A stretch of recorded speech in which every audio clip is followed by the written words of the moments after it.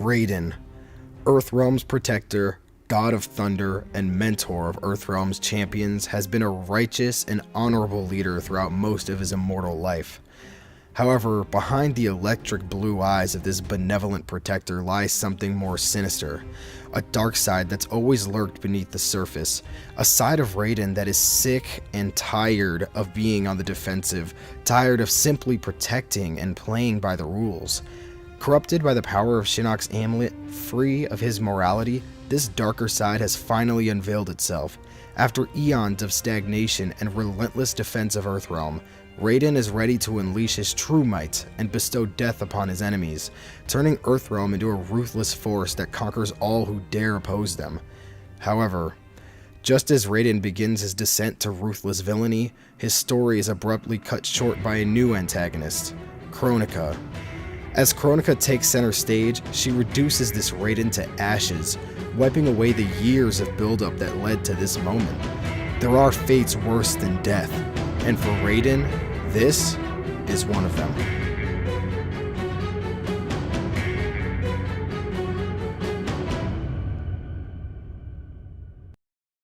The Raiden of the NRS era begins as the bridge between Armageddon and MK9, kicking off the first ever reboot of Mortal Kombat. On the brink of death at the hands of Shao Kahn atop the Pyramid of Argus, Raiden sends a desperate and vague message to his past self: he must win. We then follow this past Raiden as he receives the message at the start of the tournaments. His amulet cracks for the first time, and from here we follow the story as Raiden attempts to interpret the message and find out who exactly must win. This is a great way to push the story forward and keeps not only Raiden but also us as the audience guessing on what exactly the future Raiden means. This allows Raiden to make many different decisions and or mistakes without any of them feeling out of place or stupid, as the vagueness of the message means Raiden can't really know for sure how to move forward, so the mistakes are understandable. Raiden also handles this pressure very well. He remains calm and strategic with his decisions. He never does anything outright drastic or dangerous until the end, when he allows Shao Kahn to merge the realms. Rather, he lets events play out and tries to make minor adjustments to the events as he continues to receive visions. He retains a calm and wise mentor-like mindset despite the knowledge of his and Earthrealm's impending doom. However, as the story continues, his decisions seem to amount to nothing. He begins to get more and more desperate, progressively making more dangerous and morally questionable decisions, the most egregious of which is the deal he attempts to make with Quan Chi, offering the souls of Earthrealm's fallen warriors in exchange for the aid of the Netherrealm versus the forces of Shao Kahn in Outworld. What do you offer? I offer the souls of Earthrealm warriors who die in this conflict.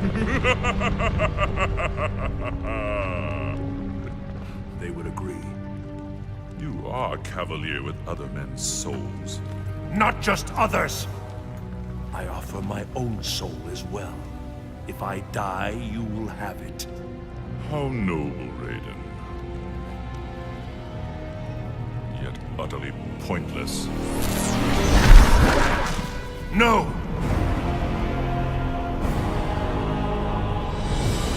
You see, their souls are already mine. Shao Kahn's payment for Netherrealm's allegiance. No, this was not meant to be. Earthrealm has lost Raiden. Now so shall you. Finish him. This offer is concerning from Raiden, a showcase of the lengths he'd go to assure Earthrealm's survival. But it's because of this goal that I still understand it. He feels he has no choice here. Unfortunately, however, Quan Chi and the Netherrealm already have claim to Earthrealm's souls through an identical deal made by Shao Kahn, making Raiden's efforts futile once again. However, it's this interaction with Quan Chi that allows Raiden to finally understand what his future self means. Shao Kahn's victory is nearly complete. Soon he will arrive in Earthrealm. No, the Elder Gods cannot allow it. The Elder Gods are toothless. Your world is near destruction, yet they do not act. They must! Only through mortal combat may Shao Kahn merge the realms, lest he face the judgment of the Elder Gods. Lest he face the judgment of the Elder Gods. He must win. It is Shao Kahn who must win. Allowing Shao Kahn to merge the realms without victory in Mortal Kombat would be allowing him to break the rules set in place by the Elder Gods. If the rules are broken, Shao will face the judgment and punishment of the Elder Gods. It's here where Raiden finally understands the message. He returns to Earthrealm to tell the others and ensure that Shao Kahn merges the realms. However, Liu Kang has lost trust in Raiden at this point, thinking Raiden has gone mad. Liu Kang still attempts to stop Shao Kahn. Raiden intervenes, however, and the two trade blows. Tragically, this ends in Raiden accidentally killing Liu Kang, and with Liu Kang asserting that Raiden has doomed everyone. Liu Kang, stop! Liu Kang! Raiden! No! Enough of your madness! If you must die, so be it! By the gods, no!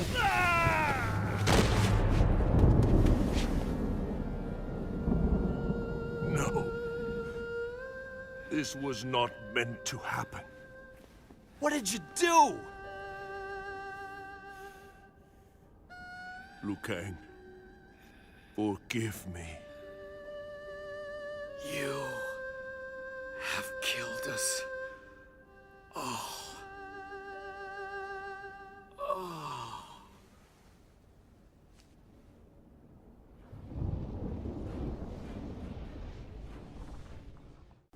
Liu Kang was wrong, however, and the Elder Gods, after watching Raiden get his ass beat for a bit and groveling for their assistance, the Elder Gods finally empower him as he's on the brink of death, granting him the strength to defeat Shao Kahn and alter the fate of Earthrealm. Once Shao Kahn is defeated, Raiden's amulet is restored and the realms are officially safe for the time being.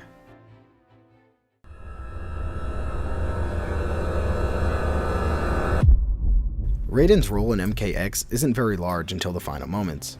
He retains his wise mentor attitude throughout most of the story, with most of his early appearances coming from flashback scenes such as his interaction with a young Kung Jin and his own flashback scene with Liu Kang and Kung Lao. He has a minor subplot of feelings of guilt for what he's done to the two of them, but other than brief mentions in dialogues with other characters, this aspect of Raiden is widely unexplored and unnoticeable, playing a very minor role, if any. I will be coming back to this shortly when I talk about the missed opportunities and how we could improve Raiden's story, but for now, let's continue the recap of what we actually got. Raiden's chapter in MKX is mostly unimportant, uninteresting, and pretty forgettable. It starts with a flashback of him, Liu Kang, and Kung Lao on a mission to free Shaolin warriors from a Tarkatan raid. To sum it up, this flashback to me seems like it's supposed to garner sympathy from the audience and showcase Raiden's affection and guilt for the deaths of Liu Kang and Kung Lao by showcasing a moment where they were close and how special they were to Raiden. It's not all that effective in this, however. It feels more like a filler piece meant to add a few more fights to the story rather than showcase anything about how Raiden feels towards his comrades. They beat up on Baraka and D'Vorah, then leave. Really, nothing of substance happens here. It would have hit a lot harder if we had a moment where Raiden maybe saved one or both of them in a time of crisis. Maybe show us how they ended up with Raiden in the first place. Another possibility could be to showcase a moment where Raiden is giving some sort of fatherly advice instead of strictly combat advice. Any of these, though not perfect, would have made the moment feel needed and important when we enter the next part of Raiden's chapter. Raiden is confronted by Shinnok and the Revenants. Shinnok mocks Raiden briefly and then proceeds to the Jensei while his goons jump Raiden. Raiden legit doesn't even try to fight back. They swarmed him and just pushed him around a bit, punched him a few times, and kicked him while he was down. I can't tell if they wanted us to think Raiden is just hesitating to fight back since it's Liu Kang and Kung Lao, or if they really expected us to believe Raiden got jumped and beaten up by some weakened husks of his former friends. Either way, the scene here just isn't done well at all. There's no emotional impact whatsoever, and the fight cutscene feels extremely weak. It's like every single fighter involved was trying to throw punches like I do in my dreams, noodle-armed with no powers, no style, nothing. Raiden doesn't even use his lightning or teleport at all until after he gets beaten up. This cutscene would have been way better if they, A, clearly established Raiden was just refusing to fight back with a solid and understandable reason, and B, the fighters involved fought with actual intent and ferocity. I know Shinnok didn't want them to kill Raiden, but come on now, this is Mortal Kombat we're talking about. We got people surviving shit like this and walking away. Instead, the scene we got just feels so lazy, confusing, and unrealistic for Raiden, especially considering he one-shots the entire group minus Kung Lao after he's finally had enough of his beating. Like, where was that before they jumped you, Raiden? You're a god! Anyway, this scene marks the end of Raiden's chapter as he's taken out of the fight by D'Vorah shortly after anyway. We don't see him again until after Cassie beats the empowered, corrupted Shinnok, where they place Raiden in the Gensei to cleanse it. And finally, after the credits roll, we get an important cutscene with major implications for what's to come in the next game. Time and again, we've defeated our enemies, but we've exacted no retribution, demanded no remuneration. What have we gained for our mercy? More intrigue, more senseless violence. As the new rulers of the Netherrealm, heed me. No longer will I simply defend Earthrealm. I will seek out and destroy all who threaten it. No mercy will be shown, no quarter given.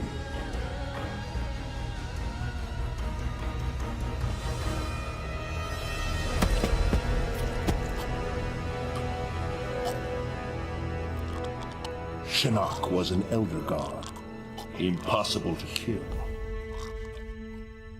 There are fates worse than death. Dark Raiden has officially arrived. Sick of the perpetual cycle of stagnant defense of Earthrealm, he makes his intentions clear and uses Shinnok's severed head as a warning. Oppose Raiden if you wish to share Shinnok's fate. No longer will he simply defend Earthrealm, he will seek out and destroy all who threaten it. Raiden is ready to take charge and make Earthrealm the conquerors, the realm to be feared, the realm you shouldn't mess with lest you face the Thunder God's wrath. Dark Raiden takes center stage and sets himself up as the next big antagonist, a plotline that I was hyped to see. So much could happen with Dark Raiden at the center of it all. Earthrealm civil war, moral problems between Raiden and his followers, and the dynamics between him and Liu Kang would be incredible, assuming Liu Kang is freed of his Revenant form at some point. Though, not necessary. Who would side with or against Raiden and why? My mind was racing with the possible storylines for MK11, but unfortunately, instead of having my questions answered, instead of watching Dark Raiden become the focal point of the next game's story, I watched him turn to dust and fade away one chapter into MK11.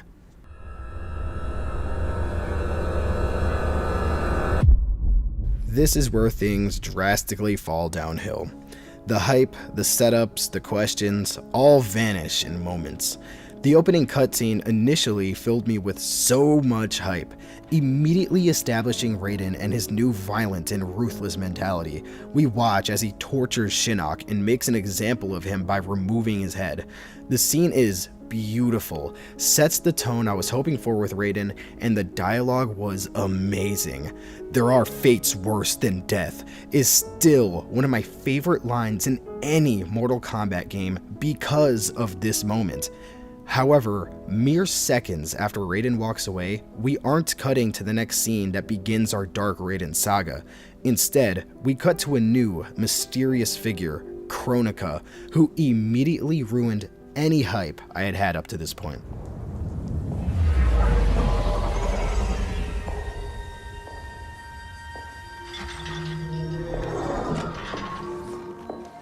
This was not your destiny, Shinnok. Once again, the Thunder God has upset the balance of history. But know this. The arc of the universe bends to my will. It is only a matter of time. Watching Kronika's introduction, her time powers, and her hatred for Raiden and his actions, I just knew the story wasn't going in the direction it should have been. She is clearly meant to be taken as the main player of the story going forward. Her time powers and her dialogue with Shinnok tells us she is a being like none we've seen before. This was not your destiny, Shinnok. This implies that she has some form of control over literal destinies of characters. And not any character. Shinnok, an elder god. This just hit me in the gut when I played it the first time. I knew Dark Raiden was not going to be the focal point of the story. But oh boy, even in my disappointment, I was not ready for just how bad they handled Dark Raiden. Dark Raiden's next, and last, major scene is a pretty cool scene where he takes on the Netherrealm's undead army by himself, fully utilizing and embracing the power of Shinnok's amulet.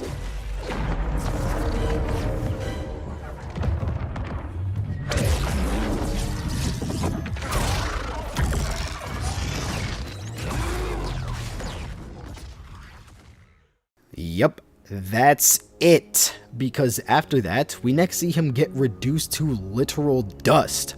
Kronika brings back past characters and merges them into the current timeline to use them as pawns, while she slowly erases this timeline to craft a new, Raidenless one. Raiden is conveniently the only character who can't have two versions of him existing at once because he's a god. So, the past, uncorrupted Raiden is the one who gets to stay, while the current Chad, Dark Raiden, literally turns to sand and fades away. In Chapter 1, all this setup is gone after one chapter in MK11. It's still so painful to watch. I will never get to see the possibilities I imagined for MK11. They just gave up on Dark Raiden and their new story way too fast.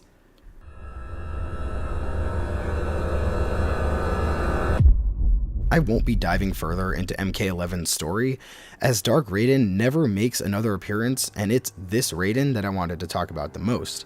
Instead, I'd like to go over a hypothetical story that MK11 could and should have followed. Since they had already set Raiden up to be the next antagonist, the pieces were right there. All they had to do was stick with it.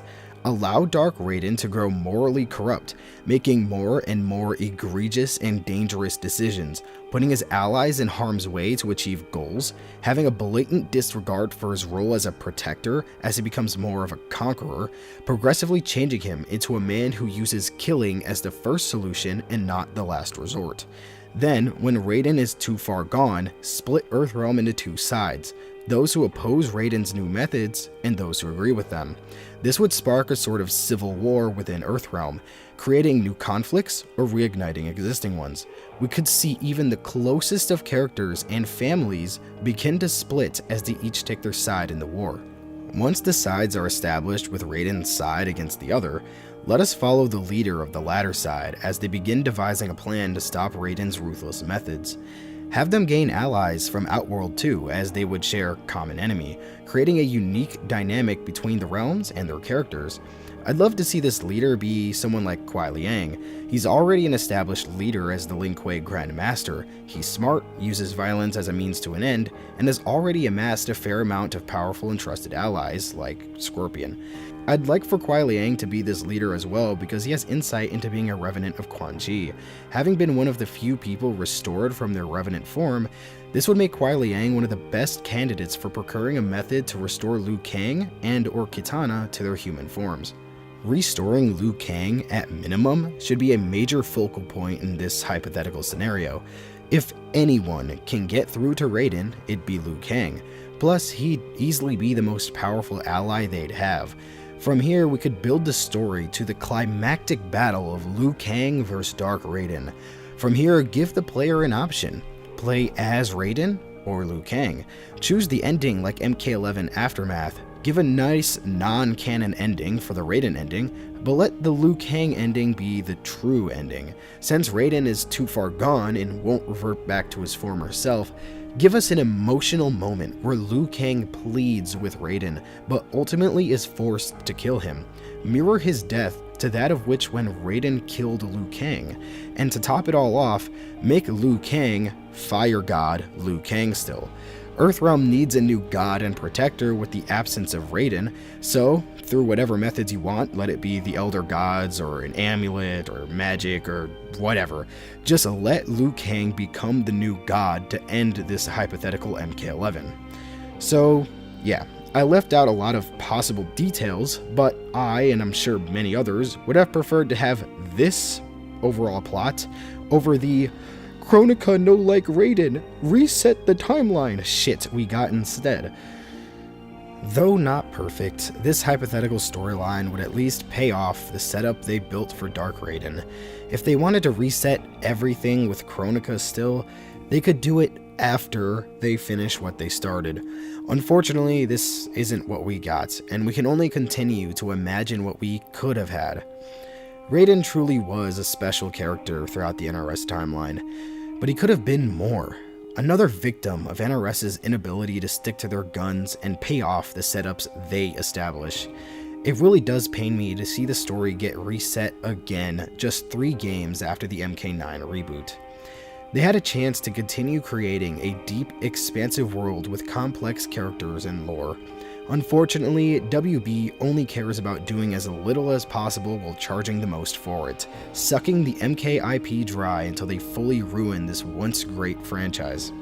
I truly hope things turn around for Mortal Kombat, but until then, I'll continue making videos talking about what went wrong and what we could have had. That's going to do it for today's Raiden video. It's come out a bit later than I initially planned due to the holidays, which happy holidays for those of you guys watching this. I'm sure it's probably a little late, but as of recording this, it's Christmas Eve, so I hope all of you guys are enjoying the holidays and you guys get any presents you guys may have asked Santa for. But anyway, yeah, it's come out a little bit later because of the holidays, and I'm sure you guys understand. But for my next video, I want to either talk about the Combat Kids or Kotal Khan. So I'll have a poll up on my community tab for everyone to vote on by the time you guys watch this video. So if you haven't already, please go check it out and leave your vote for what you want in the next video. I hope you guys enjoyed it, and if you did, please leave a like and subscribe as it helps the channel out a ton. Be sure to hit the notification bell too so you never miss an upload. Thank you guys for tuning in until the end, and please leave any comments or questions down below. Do you guys agree with what I said? Do you guys disagree? Do you guys like my hypothetical scenario, or would you change it? And if you would change it, what would you change about it? I'd love to hear your thoughts on anything I said in the video, so again, leave them in the comment section down below. Thanks again for watching, and I'll see you guys in the next one.